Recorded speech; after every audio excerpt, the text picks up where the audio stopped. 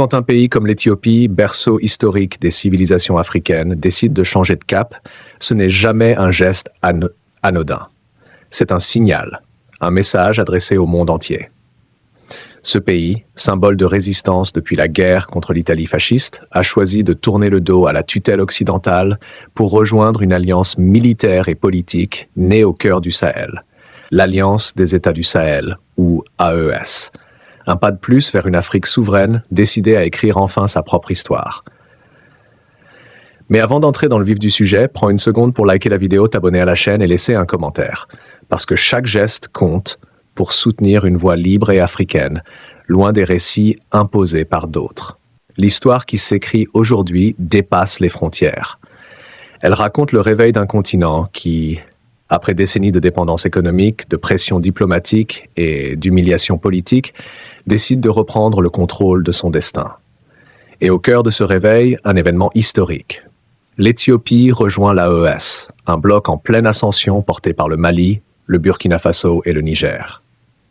Cette décision n'est pas un simple acte diplomatique. C'est un tournant géopolitique majeur. Car pour la première fois, un pays de la Corne de l'Afrique, une région stratégique sur les routes du commerce mondial, s'unit à une alliance ouest-africaine fondée sur la résistance, la dignité et la coopération entre nations libres. À Paris, on s'interroge. À Washington, on s'inquiète. À Moscou et à Pékin, on observe avec satisfaction. Et sur le continent africain, une idée grandit. Celle d'un bloc panafricain capable de dire non à la domination et oui à la souveraineté. Mais comment en est-on arrivé là? Pourquoi l'Éthiopie, longtemps partenaire de l'Occident, a-t-elle décidé de basculer vers une alliance que les chancelleries européennes décrivent comme hostile? Et surtout, qu'est-ce que cela change pour l'Afrique entière? C'est ce que nous allons explorer ensemble dans cette analyse en 4 chapitres. Un voyage à travers la politique, la stratégie et la renaissance d'une idée, celle d'une Afrique qui se gouverne seule. Chapitre 1. Les racines du tournant éthiopien. Le choix de l'Éthiopie n'est pas né d'une émotion, mais d'une accumulation de tensions, d'humiliations et de calculs froids. Pendant des années, le gouvernement d'Addis Abeba a été sous pression constante de ses partenaires occidentaux. Sanctions, conditionnalités économiques, menaces diplomatiques. Washington et Bruxelles ont voulu faire de l'aide au développement un instrument de contrôle, dictant aux autorités éthiopiennes ce qu'elles pouvaient ou non faire. Mais l'histoire de l'Éthiopie, c'est celle d'un peuple qui ne plie pas. Ce pays, jamais colonisé, a dans son ADN la résistance et l'indépendance. Alors quand les États-Unis ont suspendu une partie de leur coopération économique après la guerre du Tigré, Addis Abeba a décidé de tracer sa propre route. Le conflit du Tigré fut un tournant. Entre 2020 et 2022, l'Éthiopie s'est retrouvée isolée, accusée de violation des droits humains, mise au banc des grandes institutions internationales. Pour les Éthiopiens, ces accusations avaient un goût amer, celui de la partialité. Ils ont vu dans ces pressions une ingérence directe dans leurs affaires internes. Pendant que les chancelleries occidentales condamnaient, d'autres puissances tendaient la main, la Russie, la Chine, la Turquie, l'Iran. Peu à peu, Addis Abeba a compris qu'il existait une autre voie, celle de la coopération sud-sud, sans tutelle, sans conditions, sans menace. Mais il n'y avait pas que la guerre du Tigré. Depuis des années, un autre bras de fer minait la diplomatie éthiopienne, le barrage de la Renaissance sur le Nil bleu. Ce gigantesque projet hydroélectrique, symbole de la puissance retrouvée du pays, a suscité la colère de l'Égypte, qui voit une menace directe pour son approvisionnement en eau. Sous la médiation hésitante de Washington et de l'Union africaine, les négociations ont échoué. Et face aux menaces du Caire, l'Éthiopie a pris une décision simple mais courageuse, avancer seule. Ce geste a tout changé. Le barrage est devenu bien plus qu'un projet d'infrastructure, un symbole de souveraineté. Il a montré au peuple éthiopien et à toute l'Afrique qu'un État africain pouvait mener à bien un projet d'envergure mondiale sans se soumettre à des puissances extérieures. Mais cette indépendance a un prix, l'isolement diplomatique. Privé d'accès direct à la mer depuis l'indépendance de l'Érythrée en 1993, l'Éthiopie dépend toujours des ports étrangers pour son commerce. Dans une région où se croisent les ambitions des États-Unis, de la France, de la Chine, du Japon et de la Turquie. tous présents militairement à Djibouti, chaque choix stratégique compte. Et c'est là qu'intervient la logique du rapprochement avec le Sahel. Addis Abeba a observé attentivement ce qui se passait à Bamako, Niamey et Ouagadougou. Elle a vu ces pays chasser les forces étrangères, rompre avec les accords militaires déséquilibrés et proclamer haut et fort leur droit à la souveraineté. Un vent de liberté soufflait sur le continent et l'Éthiopie a décidé d'en capter l'élan. Des délégations se sont succédées, des rencontres discrètes ont eu lieu, des mots nouveaux ont commencé à apparaître dans les discours du Premier ministre Abiy Ahmed. Solidarité africaine, autonomie stratégique, coopération entre nations libres. Le changement était en marche. Ce n'était plus une simple politique étrangère. C'était une mutation idéologique. L'Éthiopie ne voulait plus être un pion, mais un acteur central dans la refondation du continent. Ce rapprochement progressif avec le bloc du Sahel a aussi une dimension symbolique. En rejoignant l'AES, l'Éthiopie tend la main à des pays qui, comme elle, ont subi la condescendance et les ingérences. Elle affirme son appartenance à une Afrique qui se reconstruit de l'intérieur, loin des regards extérieurs. Ce basculement n'est donc pas une rupture soudaine, mais l'aboutissement d'un processus silencieux, longuement mûri dans les cercles du pouvoir éthiopien. Addis Abeba a choisi son camp, celui de la dignité et de la souveraineté. Ce que beaucoup prennent pour une surprise est, en réalité, le fruit d'une stratégie pensée depuis des années. Rompre les dépendances, forger de nouvelles alliances et replacer l'Afrique au centre de son propre destin. Dans les sables brûlants du Sahel est née une idée que plus rien ne semble pouvoir arrêter, celle de la souveraineté africaine réelle. Lorsque le Mali, le Burkina Faso et le Niger ont décidé de se regrouper pour former l'Alliance des États du Sahel, beaucoup, en Occident comme sur le continent, n'y ont vu qu'un réflexe de survie. Mais c'était bien plus que cela. C'était un acte fondateur, une déclaration de guerre symbolique à la dépendance, à la tutelle étrangère, à ce système où les nations africaines devaient toujours demander la permission d'exister. L'alliance des peuples libres. L'AES n'est pas née d'un sommet diplomatique dans une capitale européenne. Elle est née de la colère, du courage et de la lucidité. De jeunes dirigeants, Assimi Goïta, Ibrahim Traoré, Abdourahmane Tiani, ont décidé de rompre avec des décennies d'illusions. Ils ont compris que l'aide étrangère était un piège, que les promesses de sécurité partagée n'étaient que des slogans pour justifier des présences militaires éternelles et que la vraie indépendance ne se quémande pas, elle se prend. En unissant leurs forces, ces pays du Sahel ont envoyé un signal fort. L'Afrique n'est pas condamnée à subir. Ils ont mutualisé leurs armées, partagé leurs renseignements et surtout redonné à leur peuple un sentiment que l'on croyait disparu, la fierté.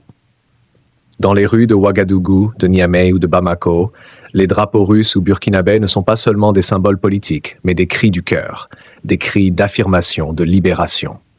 Et ce souffle-là, l'Éthiopie l'a senti venir de loin. Depuis Addis Abeba, la capitale historique du panafricanisme, ce vent du Sahel résonnait comme un rappel de ce que fut autrefois l'esprit africain, celui qui ne plie pas. Un modèle d'action et de cohérence. Ce qui distingue l'AES, c'est sa cohérence. Ces États, bien que fragilisés économiquement, ont refusé de céder au chantage international. Ils ont expulsé les bases militaires étrangères, réorganisé leurs priorités nationales et replacé le peuple au centre du pouvoir. Là où beaucoup pensaient qu'ils s'effondreraient, ils ont tenu. Leur alliance militaire s'est doublée d'une vision économique. Contrôle des ressources, commerce régional, coopération dans l'énergie et les infrastructures. Petit à petit, un modèle inédit a émergé, celui d'une Afrique qui se gouverne elle-même. C'est ce modèle audacieux et risqué qui a inspiré Addis Abeba. L'Éthiopie y a vu une preuve. Même sans les milliards de l'Occident, même sous sanctions, même isolé diplomatiquement, un État africain peut se relever, à condition d'avoir la volonté et le peuple avec lui.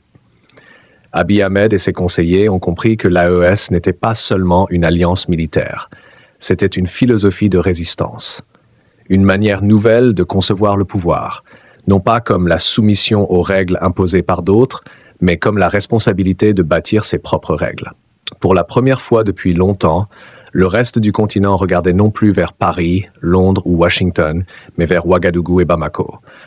Ces capitales, autrefois considérées comme périphériques, étaient devenues des symboles. Et ce renversement de regard, ce basculement psychologique, était peut-être la plus grande victoire de l'AES. Quand l'Éthiopie a observé ce changement, elle a compris que le centre de gravité du continent était en train de bouger. L'Afrique de l'Ouest, hier asservie, montrait désormais le chemin.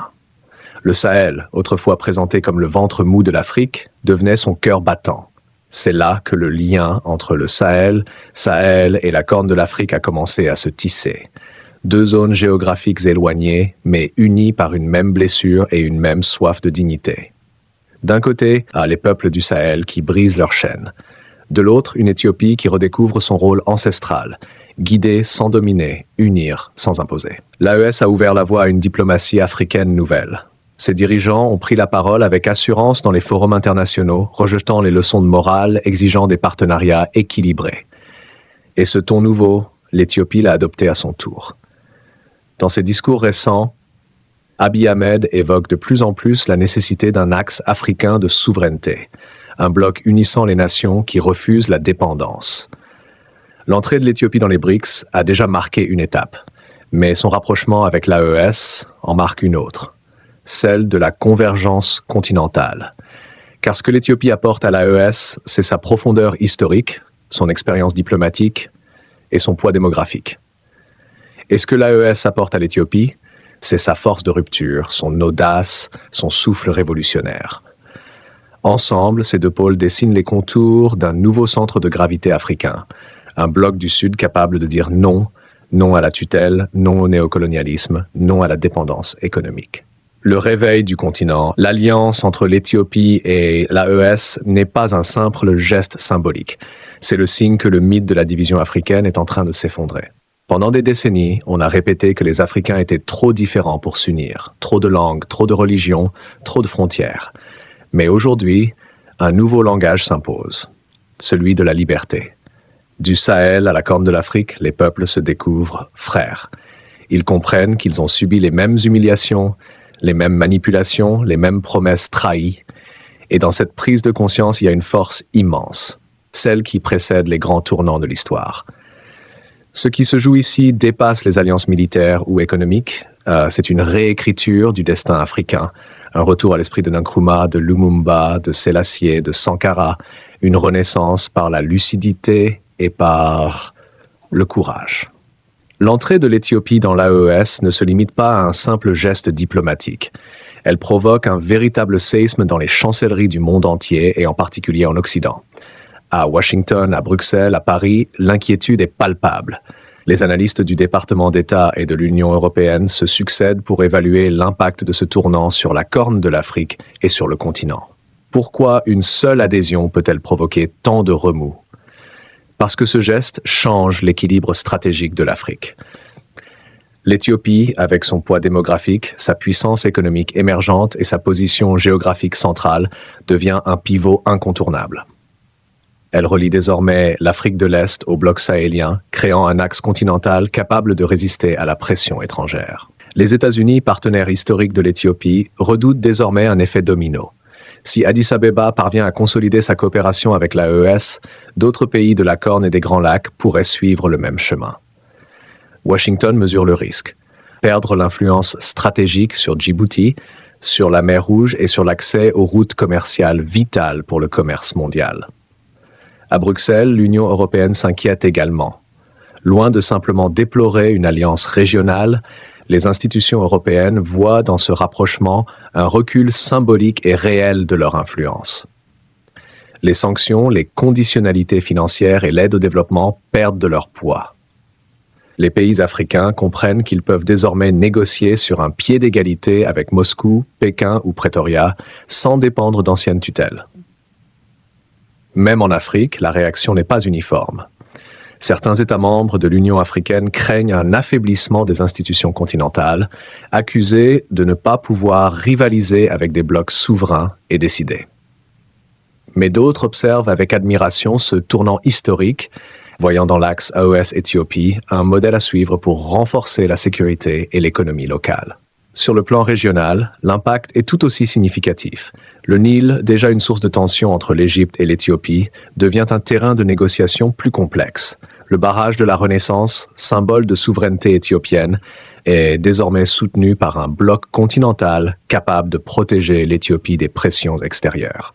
Le message est clair, la souveraineté des nations africaines doit être respectée et peut désormais être défendue collectivement. Dans la Corne de l'Afrique et au Sahel, ce basculement renforce la coopération militaire et sécuritaire.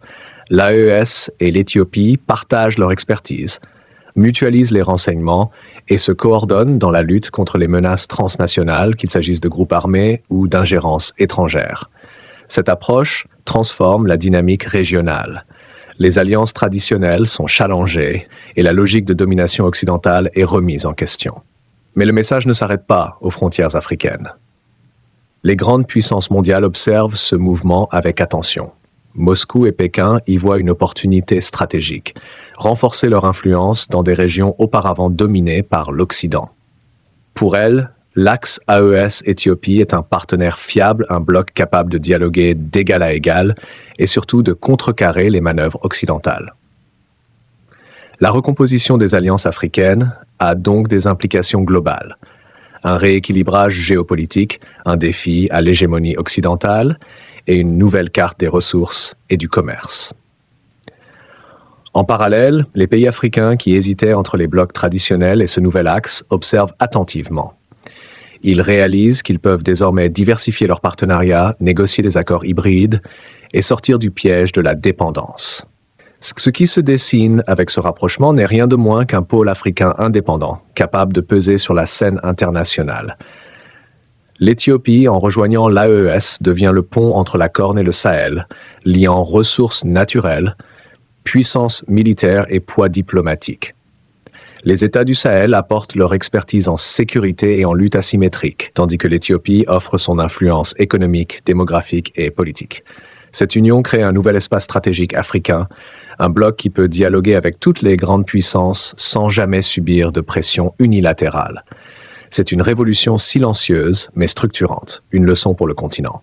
Pour l'Afrique entière, ce basculement est un signal fort.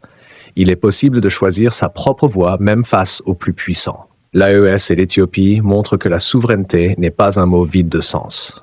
Elle se construit par le courage, la vision et la détermination collective. Les prochaines années seront décisives.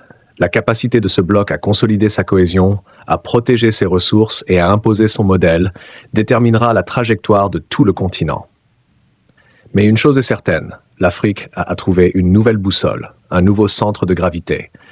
Et ce centre, désormais, n'est plus dicté par l'extérieur, mais par ses propres peuples et dirigeants.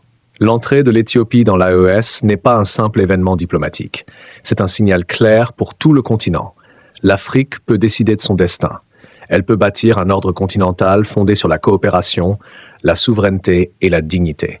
Les nations africaines n'ont plus à subir la pression des puissances extérieures, ni à s'incliner devant des institutions qui ne servent que des intérêts étrangers. L'Afrique qui prend confiance. Pour la première fois depuis des décennies, un bloc africain puissant s'affirme comme un acteur indépendant.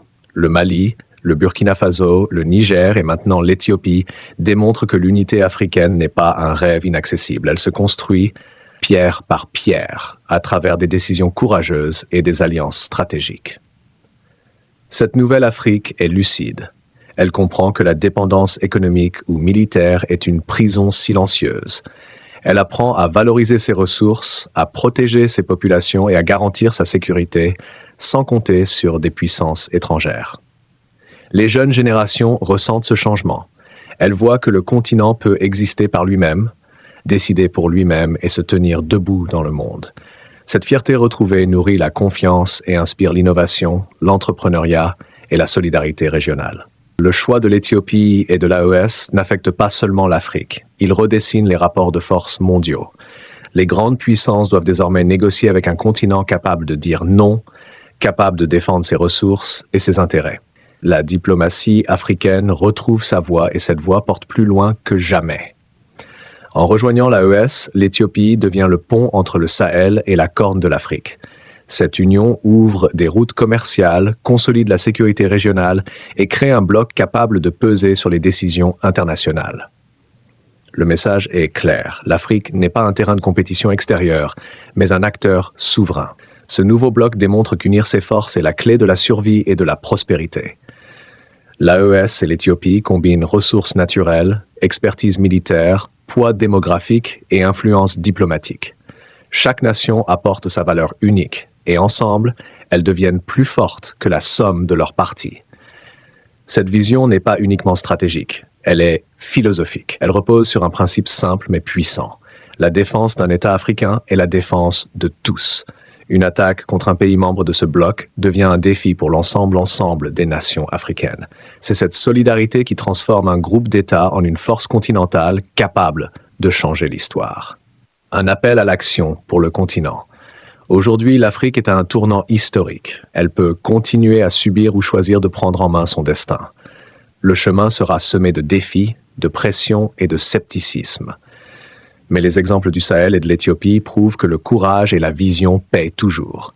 Chaque citoyen, chaque jeune, chaque dirigeant a un rôle à jouer.